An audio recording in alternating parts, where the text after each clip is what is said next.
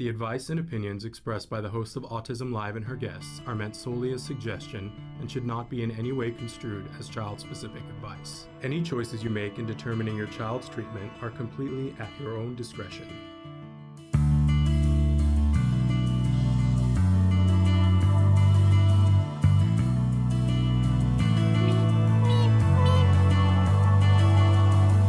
Good morning and welcome to Autism Live on the Autism Network. I'm Shannon Penrod and I'm ridiculously happy to be here with you this morning because for the first time we have this guest on. Be ready, you guys. Dr. Mary Lynch Barbera, and I'm hoping I'm saying her name right because I've been a fan of hers for a while, and I'm just going to admit that I wanted to be her when I grew up. I chose a different path, but this lady. And she's got some real help for you guys right now. And this is her most recent book, Turn Autism Around. And we're going to talk about this and her podcast, which has the same name, and why you should be tuning into that, but also some online courses that she's offering right now that are really incredible. So thrilled to have her, but I'm also thrilled to be here with you guys. And grateful. Can I just say that? I'm just grateful to be here with you guys. The chat is open now, and you guys can be writing in on most of the platforms. You can write in directly and it shows up right in my chat. That isn't true of all of them, but we're live right now. By the way, today is, what day of the week is it? It's Wednesday. I had to think. It's the 22nd of June. I don't know about you guys, but I've lost track of what day of the week, what month we're in. I don't really have a concept, but my calendar says it's the 22nd of June. And are you guys all a little like, when is the 4th of July? Like, is everybody having that moment? Like, June has just felt like a giant Cuisinart to me. But we're live right now. It is Wednesday. It is the 22nd of June. I've checked. And we're thrilled to be coming to you live this entire hour. You know, our mission here is to provide information and inspiration. That's the bottom line. And if we can do that in any small way to help you on your journey, then that makes me delighted. And you know, when I say you, I mean you. And whoever you are and however you identify, you might be the person who's on the spectrum yourself. And if you are, please know that there's a home and a place here for you. That we're so thrilled. We want to hear your voice. We want to hear what's important to you. And I hope you're checking out our show that plays on Fridays now called Stories from the Spectrum, that is content solely created by and for people who are neurodiverse. And and I know there's a whole big discussion right now about, is the word neurodiverse or neurodivergent? And we can talk about that another time, because I want to hear from you. I'm hearing from my son what he has to say about it, but I know that his opinion is one opinion, and I want to hear from you guys what you guys feel about it. But I take my direction directly from him, because he's my reason for being in this community. And so not only do we welcome people who are on the spectrum, but we welcome the people who love them. I'm one of those people. We want to be allies, right, to the people that we love. We want to be able to be of support, to be a part of the conversation, in that we're supporting them. Right? We're not trying to hijack the conversation. I know that sometimes that's confusing, because sometimes I'm just going to own up to it myself. As a parent, for so many years, I fought so hard for my son that he had to be the one to say to me, let me speak for myself now. And I had to go, whoa, yes, please. That's what we fought for. Right? So please, don't mistake, sometimes as parents, we come in hot, right? But the reason why is because we want to be allies. We're always students in the classroom learning from those of you that we love. So please keep teaching me, keep teaching your parents, keep teaching other parents, so that we can be of support. That's really all we want to be. That's really the bottom line, right? And so we welcome everyone. If you're a parent, if you are a significant other, if you're somebody who loves people on the spectrum or loves one person on the spectrum, there is a seat at our table for you. So come on down, bring what you have, take what is useful to you, leave anything that isn't, tell us what's useful. And we like to provide shows that help you to get where you're trying to get. And this isn't a one size fits all community, right? So come as you are. And find what you can find here and be a part of the conversation. You can be writing in right now on Facebook, on YouTube, on Twitter. It shows up immediately in our chat. The chat is open right now. You know that I love to hear from you guys, to know where you're watching from. That's super fun for me, and to see who's watching. So please, and get your questions ready for our guest today, because it's amazing, right? Thrilled to have you here. And you know that I always like to tell you we have many experts on the show, and our expert today, I mean, from all sides of it, as a parent, as a professional, as someone who has been working in this field, helping all kinds of people. Expertise, yes, tick that box for her, right? But I do not even pretend to be an expert. I pretend to be the person who is your cheerleader, that wants to help you to get to the resource that will help you to get where you need to get. But I am not a mind reader. I always say I gave up mind reading to be a parent to an individual who was diagnosed with autism. So don't make me guess. Tell me what it is that you're looking for, what you need.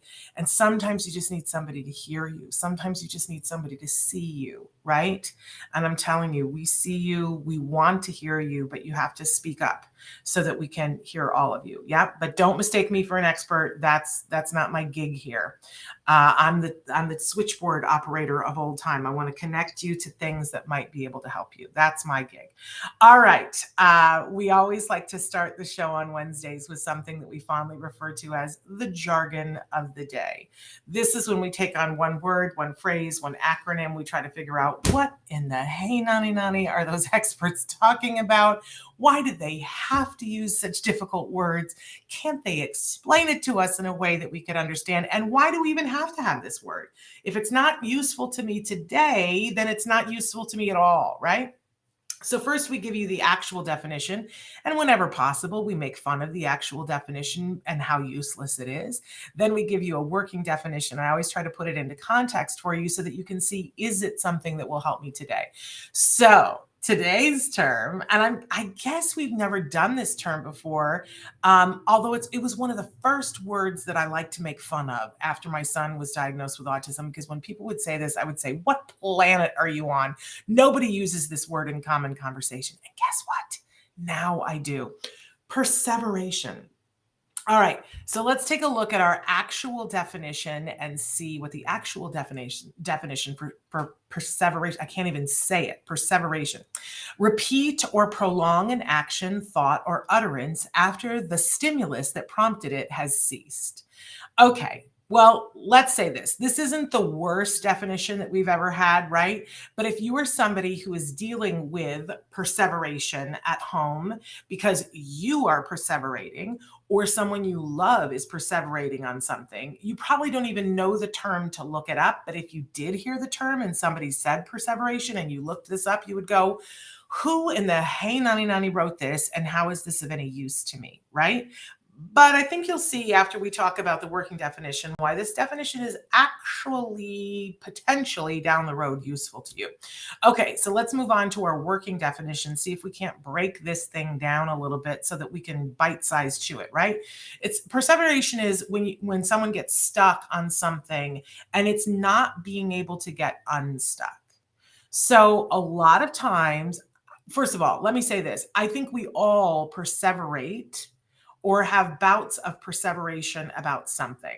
I can point to any friend that I have and tell you a time when they were perseverating on something. I'm not going to name names here, but I'm going to talk about my really good friend who was dating a guy, and the guy broke up with her and he ghosted her. And let me just say, she perseverated on the why. And anytime we were any place with this young woman, you'd go out and you'd be out, and then you would set the clock, right? Set your timer. And at a certain point, she would say, why do you think? And we would have to all weigh in on it. And it became a thing. Now you expect that when somebody breaks up with somebody in the beginning, but then there's a phase and they're supposed to move through it. But then sometimes they don't, right? And we're talking, it was a year later. And anytime we would go someplace and she would say, why do you think he ghosted me? What do you think happened? And anytime she would start it, everybody would go, I can't hear it one more time. I got to be someplace else across the room. because I can't hear it one more time, Shannon, right? Because she was perseverating on it. The time for it had passed. Our definition before about, even when the stimulus isn't there, he wasn't there. Nobody was talking about him. He wasn't a part of her life. A significant period of time had changed. And yet she still wanted to talk about it, right? That's perseveration. And she couldn't. Let's be clear about this. It wasn't a choice.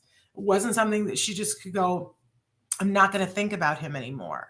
Right? She ended up having to get professional help to stop thinking about this guy.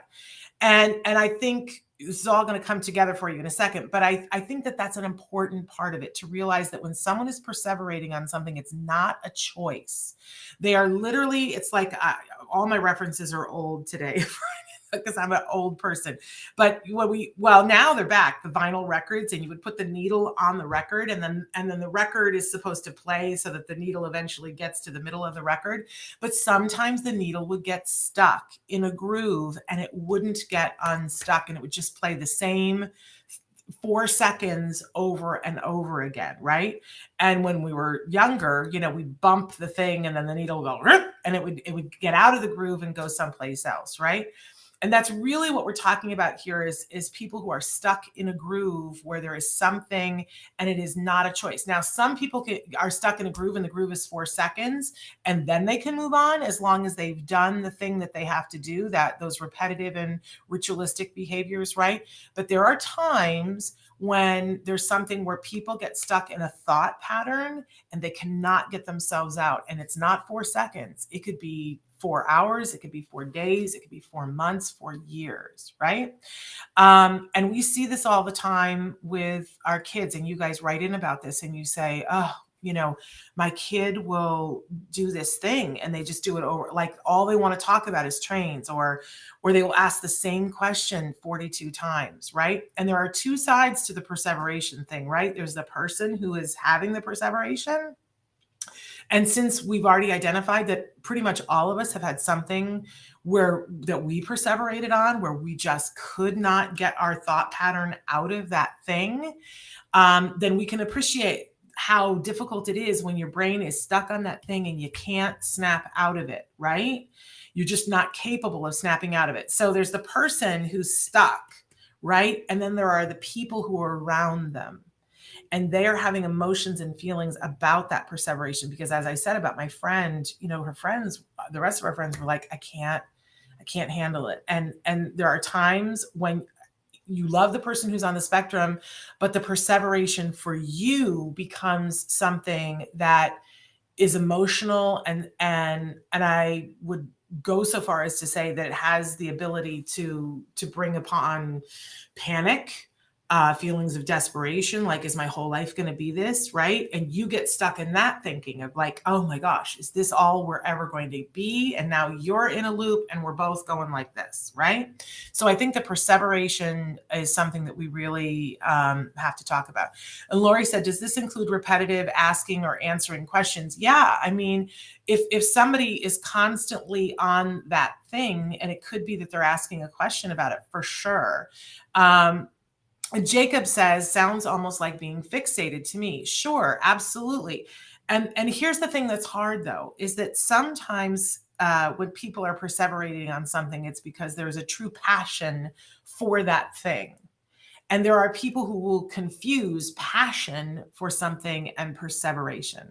And for me, the difference is that it's a choice. When there's something that you really like and you're gravitating towards it and you want to do this. I took a seminar once from a guy who has written more TV scripts than anybody on the planet. And he talked about when he was a kid, 3-4 years old, his parents would go to bed and he would wait until he would set his alarm, so that, because he would know that they were in bed, and he would get up and sneak downstairs and watch television, because that's all he wanted was to watch television. Now that's a passion. And then he grew up and went into television, and that's a great thing. And he was very successful because he was driven. And he, I would say, Jacob, that he was fixated on television. But the reason why we're not necessarily calling it a perseveration was he was able to say, I'm not able to watch it right now because my parents are still awake. So I'm going to go to bed. I'm going to be clever. I'm going to set my timer, and then I'm going to get up and be able to do it then. So for me, that delineates when you're perseverating on something, you're at the point where it is not a choice and you cannot get yourself out of it. And I think we want to be respectful of the fact that there are many things that our loved ones that are on the spectrum will fixate on, that they will be passionate about. And we want to be compassionate and have empathy about that and steer that towards something that is a passion and a preference. And we want to be mindful when they're perseverating, not to diss that thing, not to pull that thing away from them, but to find other interests for them and to find keys, ways that we can sort of bump that needle and get them to get out of the loop, to teach them that you can be passionate about this. You can fixate on it. You can be somebody who's like all about this thing and go into it as a career, but you can find a way to have downtime, and you can find a way to like connect with other people and find other things that you enjoy. And sometimes that requires professional help to be able to do that. But we're going to get there. So let's go ahead and we'll go on to our question of the day, which has to do with all of this. And but thank you, Laurie and Jacob, for writing in. The chat is open, you guys. And so our question today is, what do you perseverate on? Now, I remember being in a classroom where I was learning about autism and how to deal with certain things. And the person who was teaching the class was, they had candy. And they were giving candy for right answers. These were all adults in the classroom, right? And then at a certain point, so we'd done a round and everybody got a piece of candy. So now everybody's sucking on the candy. Everybody's happy, right? And she started asking questions without the candy and nobody could get it together. Nobody was raising their hand. Nobody was doing anything. And she noticed that everybody was sort of just watching the bag of candy. And she said, oh, you're all perseverating on the candy now, aren't you? And I remember thinking, who is this woman who uses that word in a sentence? This is crazy to me, right? And I thought, nobody uses that in a sentence. And now I use it all the time, because once you understand what it is, you will find yourself using this term. And once you start understanding what it is, you'll start to notice when you're perseverating on something. And you will start to like look at it and go, oh, like I'm in a little bit of a loop of this, and you'll start to notice what helps you to get out of it, because you might be someone who has to get up and move to be able to break that thought. And sometimes that's a very effective thing. Or you listen, I know people who have perseveration issues that they'll say, I'm going to go brush my teeth. And I remember asking one of them, I was like, what's the deal with that? And they're like, oh, well, that's what gets me out of that. I brush my teeth and it's a sensory thing and I'm no longer in that thought pattern. And I just moved my body and brushed my teeth and it's good for me. You can't overbrush your teeth. I mean, I guess you could overbrush your teeth, but it takes a lot. And now I've introduced a new thought pattern. So first of all, let's start with, what do you guys perseverate on? You can be writing in right now. We're live all over the place, Facebook, YouTube, Twitter, and let us know what you perseverate on. It might be something you'd rather not speak of. So, but I think sometimes it helps other people to see what other people perseverate on. I can very easily, if I say, and listen, I do this every day, twice a day, if not more, where I will say something that later on I wished I hadn't said. And I will go back and play it through and sometimes get stuck in it, because what I'll do is I'll play it and I'll go, oh, I wished I'd said this, right? Or I wished I'd said that. But sometimes I can't think of what was the perfect thing to say, and I'll just replay it over and over and over again. And when I was younger, I could easily get stuck there. And now I know I have to, for me, I got to move my body and physically go someplace else, because I can get stuck there, and then I try to go to bed at night and the thought is there and I cannot, get it out of my head. Right. And then I have to get up and do something else different physically to be able to shake it. For me, that's the ticket. For my son, it was entirely different things. I would have to like create some big thing to, you know, if he was perseverating on something and stuck in whatever, I might have to be like, oh my gosh. And like just have like a moment that where he was like, what? And then, but I would have to have something to be a payoff. I would go, oh, I just forgot.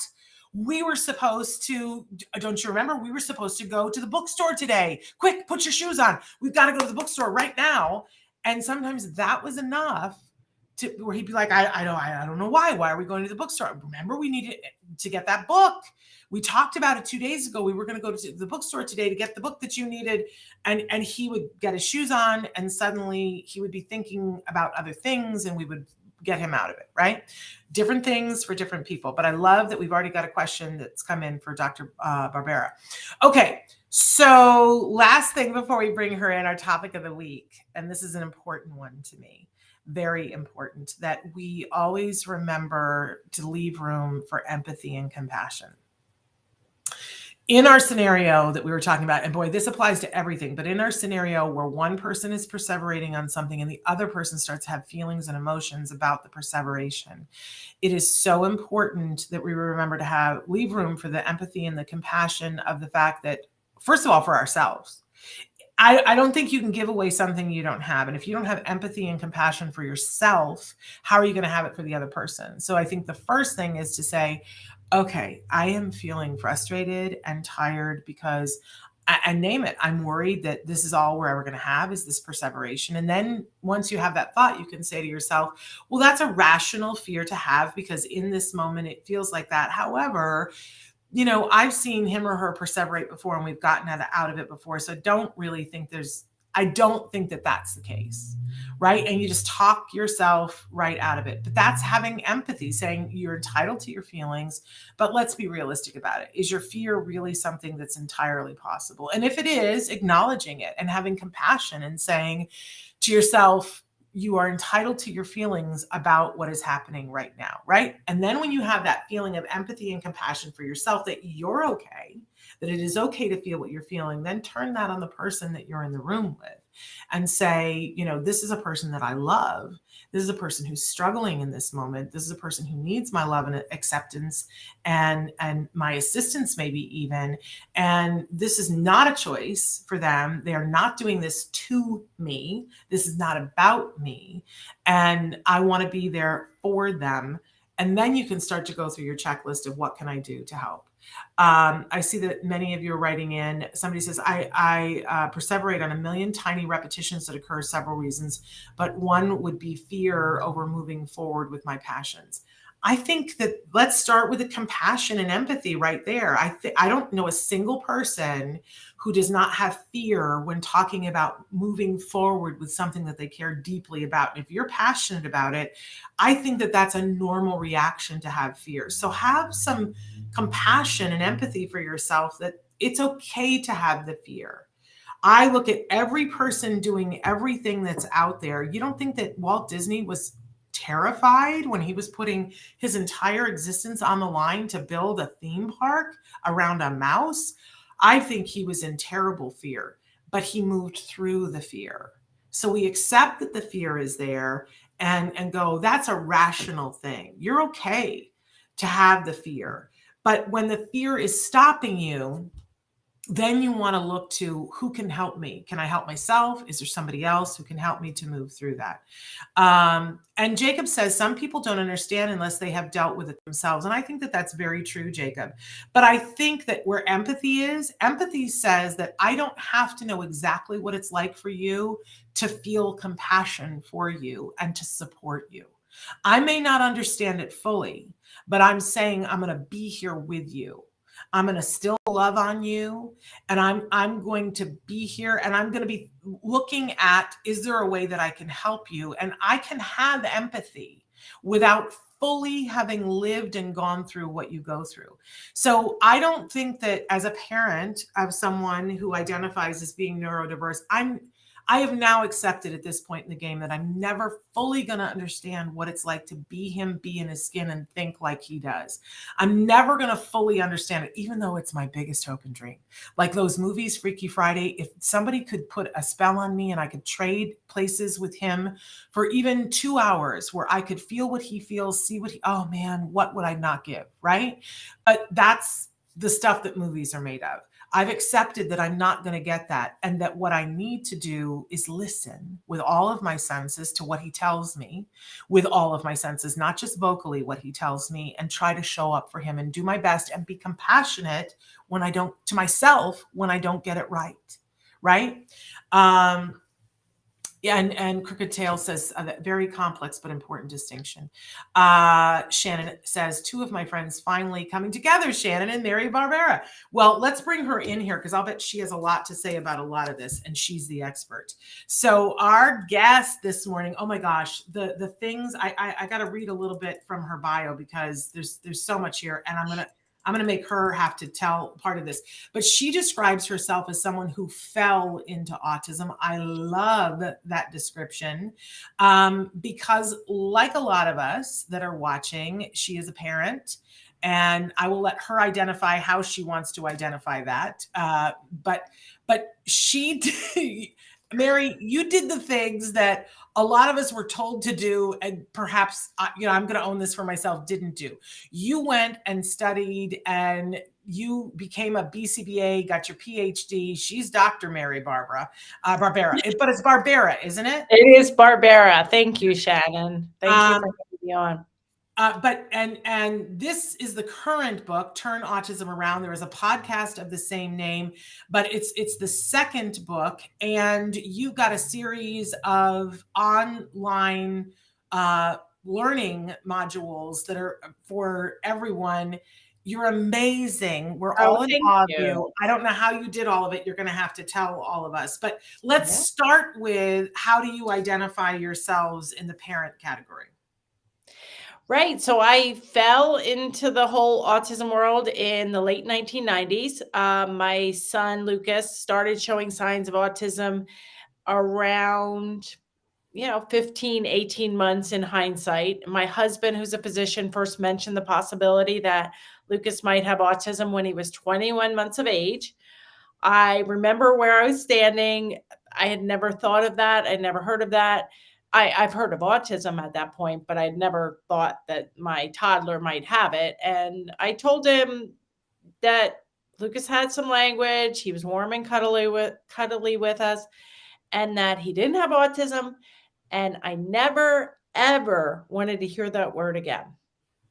And that was back in 1998. My second son, Spencer, was 2 months of age.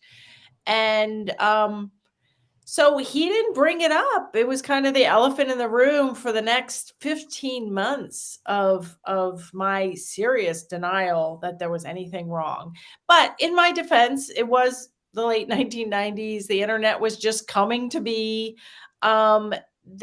He was a little confusing because he went to typical preschool when he was 2, never had any stereotypical behavior, just he had some language. I didn't know. I had a master's degree in nursing administration. So I was very much in the medical field, but I was always in the neuro field and rehab. So I had worked with multidisciplinary teams and goals and self-help and toilet training and getting people to speak again after brain tumors. And, so that all came very naturally, and also managing people, hiring, firing, managing schedules. So I was kind of set up to be in a good place at the right time once I finally got myself out of denial. And Lucas was finally diagnosed the day before his 3rd birthday. So from 21 months, and then he didn't receive ABA treatment until 39 months of age. So it was a long time. And so now Lucas will be 26, July 3rd, and he still remains with moderate autism and mild intellectual disability. He has the speech and language of a toddler still, but he is, fully toilet trained, dresses himself, showers himself. We had to teach him everyone, ties his shoes, but everything was like taught him. He does need supervision, and it will need it his whole life. So there also was involved a lot of advocacy. So I was an RN, and then I started ABA treatment. I didn't know what it was, but then I became a board certified behavior analyst.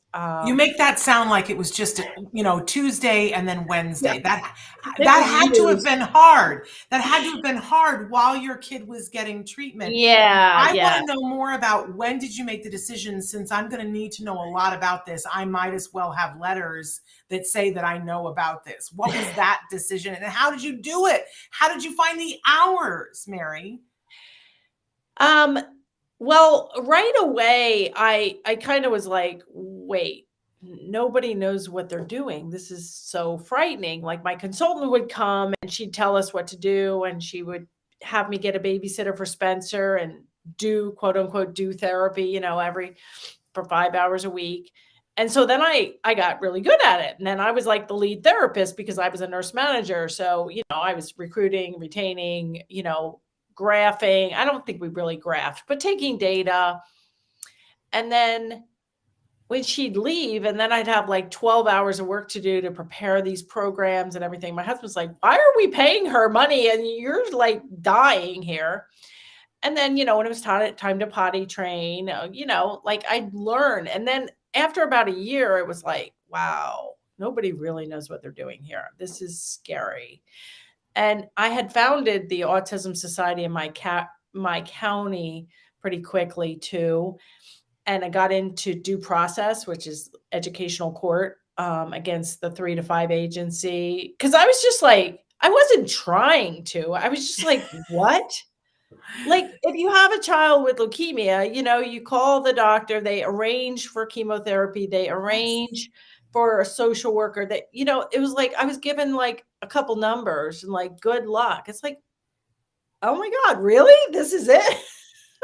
And then, it's like, back then, ABA was and still is the most proven treatment for autism. And I know it's got its share of controversy and all of that, but okay, how is that? Who pays for that? I have to get medical assistance for him. Well, I don't really know if I want medical assistance. Well, you have to, otherwise you don't get it. And then, you could have door number 1 with this stuff and and it's just like, really? Like, so really, the only reason I became a board certified behavior analyst is because I was testifying in my son's due process care. And most people don't actually go to due process. I went. Of course you did. Of course you did, 10 days over the course of a year. It was just like, so I testified for 5 hours. At that point, I was just like going to conferences, learning. And at the end of it, my attorney, who had a son with autism, who was in his 30s, he's like, you should become a board certified behavior analyst. I'm like, huh? What's that? And he said, well, you need a master's degree. You already have that, because I had to testify. So they were making me out to be an expert witness, even though I really had no, ABA or autism credentials. And then, at the time, luckily, it was through a distance learning program through Penn State, which is a couple hours from my house. And it just worked out. Like, you didn't have to like not use your child for, like, you didn't have to have like supervision and hours documented. You just needed to find a mentor, BCBA, who I was very fortunate to attend a conference by Dr. Rick Cabina early on. And he became like a consultant for Lucas a little bit. And then he agreed to be my mentor. And we went on to publish things together. And he's just been a great guy. So a lot of this was like, I fell into the autism world. I fell into the world of behavior analysis. Then I wrote my first book, The Verbal Behavior Approach. I kind of fell into that too. It was just like, people were coming to me like, what should I do? And I'm like, I don't have 40 hours to tell you what to do, but I wouldn't recommend the books that led me here. So it was all in my head. So I had to write a book. There we go. And then And then I fell into the world of creating online courses and podcasts and video blogs. And now basically, and then writing my second book, Turn Autism Around, which you got a copy of, which I love. And there again, I didn't plan to write a second book. It was just like there was so much that changed from my first book. And all along, I was trying to get to those parents of very little kids, like I was in denial or couldn't get services. You know, back when Lucas was diagnosed, it was 1 in 500. Now it's 1 in 44. Like there's, whether you're not in denial or not, there's a long wait between your first signs and a diagnosis if you're going to get one. And what I've seen over the years is you can really make some serious turnarounds if you treat the symptoms, treat delays, treat speech delays, treat sensory processing issues. It doesn't matter if it's autism.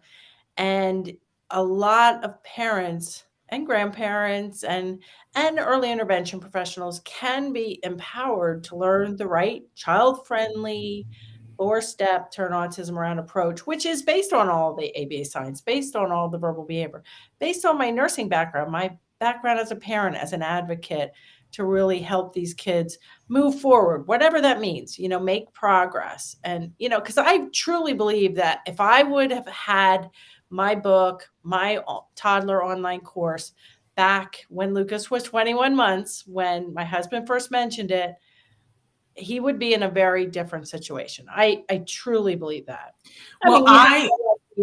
But I would truly believe that. But I love that, Mary, because there's a lot of people who look back and go, oh, if only I'd known whenever. And they sit in that in grief. And what you did was turn it around and said, I'm going to make sure somebody else learns from it, which is remarkable and admirable. And this book is amazing. I just want everybody to see. So the subtitle is An Action Guide for Parents of Young Children with Early Signs of Autism. So I love that you're saying it doesn't have to be autism. You don't already have to have the diagnosis, but you could get this book and start today and have things to do today that would set you on a better path. And I love that the language in it is all so user-friendly, because I think that is one of the biggest travesties in this community, is that as a parent, as you said, when you get the diagnosis, and still even now, there's a little bit of the good luck. There's no let's centralize your care and give you everything that you need and all the tools. That doesn't happen, but you give it here in the book. And you go to try to find it as a parent, and the language is so, I just want to scream at professionals when they use language with parents that the parents aren't going to find accessible. Right. And I'm just going to use this one page as an example, because this is a question that we get all the time when we're talking about reinforcement here on the show. And people go, oh, well, you're just bribing your kid into behavior. And I love, and Mary's got things like this scattered throughout the book, but there is an infographic here. I don't know this page. Yeah. That it says bribery versus reinforcement. And it lays it out for you, the difference between the two in this wonderful infographic that honestly, like I personally would buy a bunch of these books, and I would have one of them just to read. And I'll tell you where I would put it, and you're going to think I'm weird. I would put it on the back tank of the toilet, so that every time that you go in, you read a portion of it, because sometimes your day is so full, right? But I would get a second copy, and I would tear this page out and I would paste it on the wall somewhere. Or you can copy it. We have copiers now. I forget that. You don't have to tear apart your book. But I would get another copy, because at some point you're going to be in the grocery store and you're going to meet another parent, and they're going to say, I don't know what to do. And you always want to be able to give them something. And this is a perfect book to give them. But anyway. And that, I don't know if that infographic, it might be in the free book resources. So if somebody's out there and they just want to see what the book is, read chapter 1, listen to chapter 2, get all the free assessments. It might have that infographic, and it has all kinds of good free information. TurnAutismAround.com will get you to give us your email address. We will send you for free all the book resources, including chapter 1. So you can just spread that around, spread that link around. Everybody hey, get this, read the first chapter. If you have a child with any kind of delays, differences, and we're not trying to make, kids totally recover and make them into anything that they're not. We're using the child's personality, their strengths, their needs. We're empowering parents to just go to the next level and get them help in any area they struggle. If they struggle with talking, tantrums, eating, sleeping, potty training, going to the doctor's, dentist, haircuts without a fuss, it's all in there. There's a chapter for at least a chapter for each of those issues, a whole chapter on social and play, what to do if your child gets kicked out of preschool, just all kinds of things that we as parents of kids on the spectrum deal with. And the subtitle is an action guide for parents of young children with early signs of autism. But if you have, and I see a question here from an, parent of an 18-year-old, if you have a 10-year-old or an 18-year-old, or even my son who's turning 26, he still is struggling with advanced language, with problem behaviors, he's toilet trained, but there are issues that even if you have an older child, it's appropriate for. But I really wanted to kind of come down the mountain to round up all the worried parents of little kids. And that's who I talk to in the book, but you will learn a lot too if your child, whatever chronologic age, is still struggling with these issues and still developmentally that of a much younger child. Absolutely. And I just want to say the chapter list here is incredible because it's all the things that you guys always ask about. And it is available. This is from Hay House, which, that in and of itself is amazing. I've been very pleased with Hay House. And Hay House doesn't put out books that aren't incredible. Right. That's just a fact. My first book is The Verbal Behavior Approach. It's published by Jessica Kingsley Publishers, which is now Hatchet UK. But it's in 17 languages, and it's going to be coming out in Spanish for the very first time. And then Turn Autism Around came out last year at the end of March of 2021. It just came, so it's in hardback. It's Audible with me reading it, which was really fun. It's on Kindle, and it just came out this spring in paperback. So you got all those options. It's already going to be translated into 5 or 6 languages so far. Spanish is going to be one of the first languages.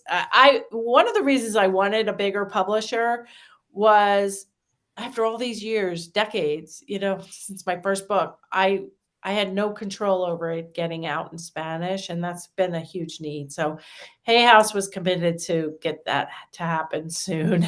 So. Love that. I want to ask this question that somebody wrote in that you mentioned about the 18-year-old, and I'm assuming that you're going to talk a little bit about your online courses in the answer, because I want you to talk about that too. So they said, my question to Dr. Mary is, my daughter is 18 years old. She is pre-verbal. She becomes aggressive when she cannot express her frustration. Do you think ABA can help? Can you recommend good remote ABA? I live in the UK. So yes, ABA is a science. It stands for Applied Behavior Analysis. It's the science of changing behavior. So whether or not you like ABA or believe in ABA, it is happening all around us. Like the fact that your guests are tuning in and asking questions means that they're finding some value in here. They can understand what we're saying. They're finding some value. Now we just reinforced that behavior of typing the question by answering it. So everything we do, all of education, every time you go to OT, every time you go to SLP sessions, it's actually behavioral therapy is in the mix. So it's operating around us all the time. So ABA is a science, but ABA is also a treatment package for kids with autism.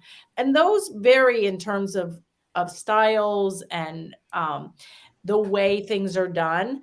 So I have, a very child-friendly ABA approach based on all my history of all my different roles.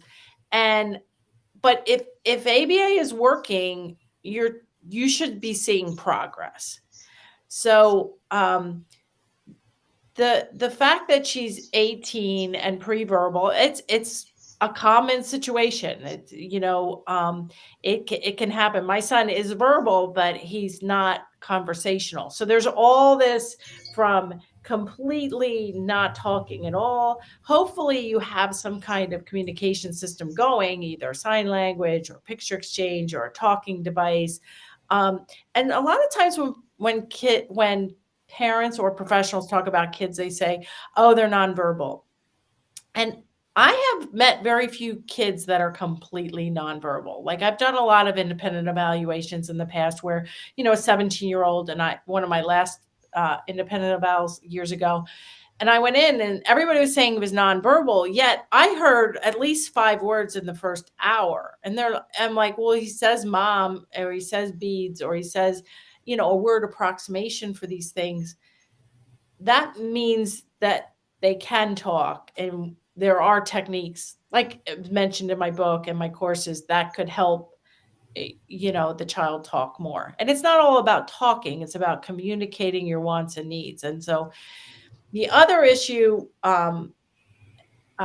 we should talk about too is as kids get older, and there might be medications on board that might be helping or hurting. Kids are on medication cocktails. I did a podcast years ago, actually in 2019, with Lucas's psychiatrist, who's also an autism dad, Dr. Michael Murray.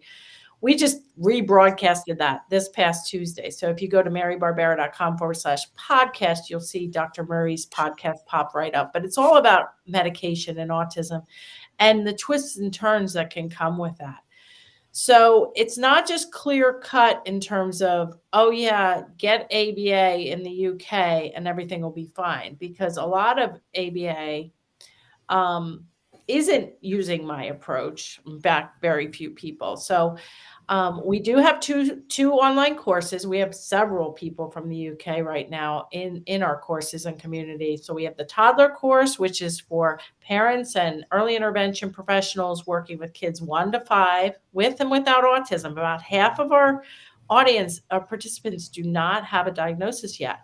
And they are having major turnarounds and posting, success stories that, like, every single day. And I'm like, wow, that's amazing.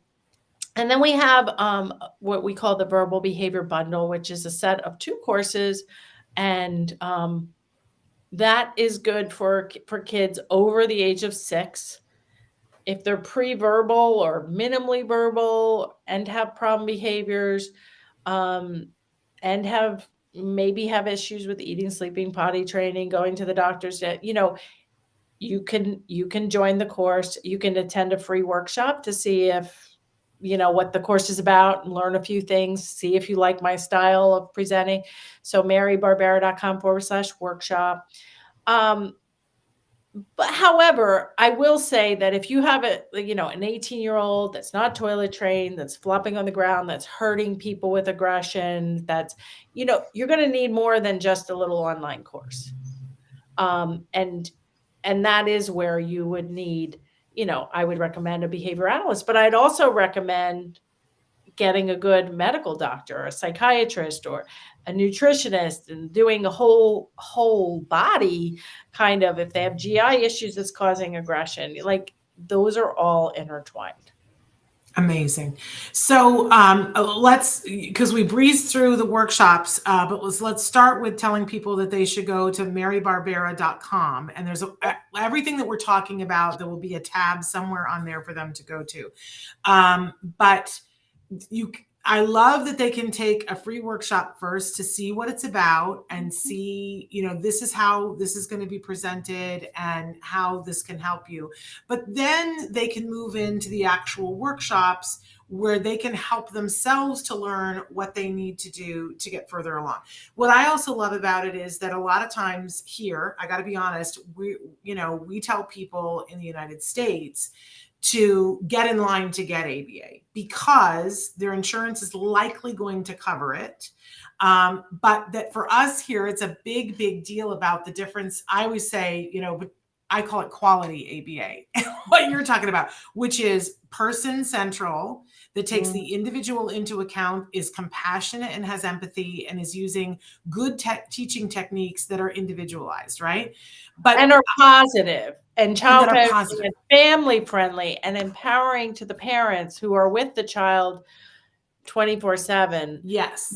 This, oh, well, you have to wait at the door. You have to wait in the lobby while I take your screaming 2-year-old back for a half an hour of speech therapy. Like, that's not helping. I can tell you right now, that's not going to be helpful if the child's crying during any kind of therapy. It doesn't mean that the person is bad. It doesn't mean that they're being abused. It just means that they are not, it's not the right program or fit, or that person needs to learn more. All of my courses are great for novices, great for parents, but they're also good for behavior analysts. I give BCBA credits for all of my courses. I mean, this isn't just nice little parent training. This is Serious. this is important, and everything is kind of merged together. You can't work on tantrums without working on talking. You can't work on sleep without working on tantrums and what to do when they get out of bed. And everything needs to be child friendly, positive. Amen to that. But what I was going to add to that is that I think for parents, if you're getting in line to get ABA, and the way ABA is right now, you get in line, it's not going to start tomorrow. But Right. I think the thing that parents ask us all the time is, how can I, who've never seen ABA, know the difference between schlocky bad ABA and good ABA? And I think if you take Mary's classes, you're going to have a better understanding of what you need to see from good ABA. You're going to be a better person on your team if and when you start ABA, so that you're going to pressure your ABA provider to give you the good quality ABA, and not this one size fits all, let's roll them all out on a conveyor belt crap that seems to be pervasive right now. Exactly. And I would add 2 things. One is look for providers who are very familiar with the VB MAP assessment, which is by Dr. Mark Sundberg. And in my courses, we go over how to assess and use the VB MAP in my verbal behavior bundle. So I'm in line with, if you can have a BCBA with VB MAP experience or without, I would definitely take the one with the VB MAP experience, under her belt. And then the second thing is, I've done so many video blogs and podcasts, and so I have a blog on how to pick a good school or home ABA provider. So you can just search Mary Autism plus whatever topic you're struggling with, or we said 500 topics so far, but you could, if you're like, oh, what was that link for the workshop? Just Mary Autism workshop, Mary Autism school versus home ABA. I know I have a 20-minute video, which checkpoints of things I would look at if I were going to a school or having somebody come to my home to interview. But you're right. We talk a lot about that. It's not just the courses. We also have a very active community with our paid courses. And we have examples of so many parents going oh, I'm proud of myself because I said no to this, or I asked for another IP meeting, or I negotiated and advocated like you taught us, and they're making gains wherever you are, because there are people all around the world, listening to us, and not everybody has an IP, and not everybody has even access to anything remotely close to ABA. So we have participants from no, that's okay. We have participants from over 90 countries who have taken my online courses. So it's very, very global. And the issues, whether your child is 18 or 18 months, it's a lot of the same things and the same procedures. You just have to adapt it, based on your child's age, ability level. We have kids that, don't walk, or kids with feeding tubes, or kids that are deaf. I mean, you have to adapt because we all have our strengths and needs. And we just teach you basically how to fish instead of giving you fish. We just step by step to get to the next best level. I love that. That's an analogy that I use all the time. So the book is called Turn Autism Around, but so is the podcast. Talk to us about the podcast and how we can be watching it and when new episodes come out and where we can find the old episodes. Yeah, so I started the Turn Autism Around podcast in January of 2019. So it's 3.5 years now. Every single Tuesday morning it comes out. If you're on my list, if you get my emails, which you can get, by downloading anything, you'll get notified of what the subject is. It's a mixture of solo shows, guests. I'm having Shannon on the show soon. We're going to record that soon. And then we also started a top 5 questions about a particular topic. We started Hot Seat podcasts, and these are audio. You can listen anywhere you listen to podcasts, Spotify, Apple podcasts, anywhere you listen, iHeartRadio, Pandora. And then we also publish it as a video podcast on my website, on YouTube. So there's lots of ways to look at it. We have show notes for every session, and we are approaching, just in the audio version of the podcast, we are approaching 1 million downloads. Amazing. So I am on a mission, and right now I am just pretty much an online marketer. And I'm just trying to get the word out. I have a lot of free resources, but really I call it like, you don't really, especially if you have a young child and you are highly motivated, as you should be, to make the most gains you can as young as they are. If you're highly motivated and have the time and the money to invest, it really doesn't do you any good to stay in what I call the sea of free. Because the online courses are a course and a community, step by step. We hold your hand and we get you through the course and help you adapt it. If you do have a situation that the techniques aren't working for some reason. I mean, we really want to get everybody up the mountain. So, I have people on Facebook, my Facebook page, saying, "Oh, I listened to that podcast 3 times to try to figure out what to do." It's like, wow, you really need to come into the course. Like, yeah. Yeah. And I mean, there's different costs for different things. And I do think, it's like when you buy a book. You buy the book because you want to delve into it a little bit more. I mean, I'm sitting here and telling you that the book is great, and you know that it's an action guide, and you know that she's talking about all the things that you guys already ask about. I mean, the chapter list is crazy good. Can I just say, one of the things that I had in my notes was, I want to be you when I grow up. I mean, I really do. And because you just go, oh my gosh, Mary, this is so good. About early signs of autism are an emergency. So why are you waiting? Because we've all been there. All of us have been there. Is it autism, ADHD, or just a speech delay? Come on, best chapter title ever. Keep your child safe at home, at school, and in the community. I love that you address the safety thing first. An easy assessment to figure out your starting point. Oh, Mary. I'm telling you. And this can be a starting point for a 2-year-old or a 10-year-old or the 18-year-old. Absolutely. It does.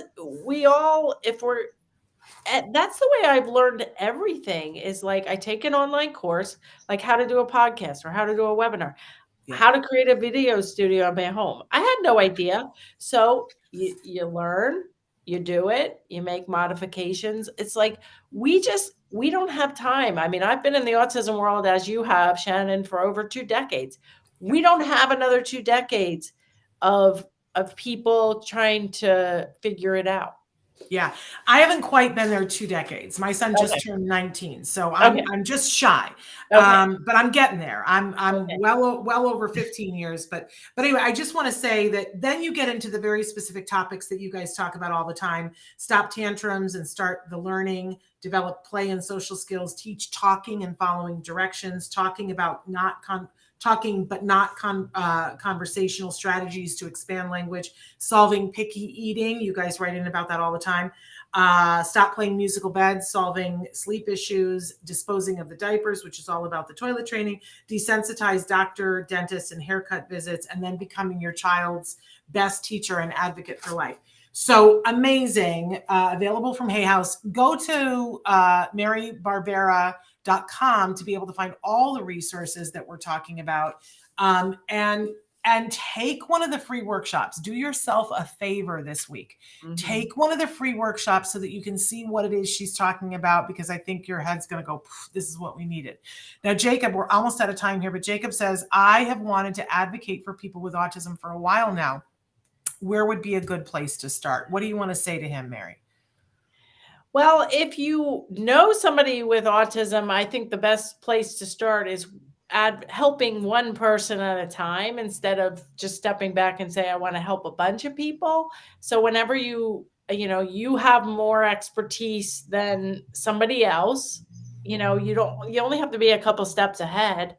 But if you have some kind of expertise in the area of advocacy, find somebody that wants advocacy help. Sometimes you have to start even for free or for very low cost, and just say, hey, I'm going to, I had little kids, parents bring their little kids over to my basement early on they gave me video permission, and I gave them some off the record help, and kind of led them to. Oh, and I don't know whether you've lost me or her. We're right at the end of the show. She's frozen. She's frozen. Oh, bummer. Let's get her back. There, she's back. We lost you for just a second. The internet gods went no for just a second. Now we're back. So just help one person first, and then. Why? We're at an hour and she's frozen again. Help more and more people. Oh, we're having trouble with you freezing. But Mary, I adore you. I can't wait to be on your podcast. What a wealth of knowledge you are. You're an inspiration to all of us. Good heavens. You're remarkable. I'm so glad that you're in the world and doing what you're doing, because it's so needed. Make sure you get her book, you guys, but do more than that. Go and take one of those free workshops today so that you'll see what she's offering, because I think a lot of you are going to want to take the workshops where you're going to pay a little bit, but you're going to get a lot from it, just like you will from the book. So please do that. Can I just say, programming note, we are back tomorrow live, and then on Friday we have yet another episode, a new episode of Stories from the Spectrum that's all content by and for people in the neurodiverse community. So I hope that you will turn in, because it's my favorite thing on the planet right now, is to watch them tell their stories. I didn't really get to say goodbye to Dr. Barbera, but thank you so much, Mary, for all that you do. And we just think that you're remarkable. I'm sending love to all of you. Thank you for tuning in. And those of you who are watching us later, recorded in podcast, we'll be back tomorrow. Until then, give your kiddos a hug from me and one for you too. Bye-bye for now.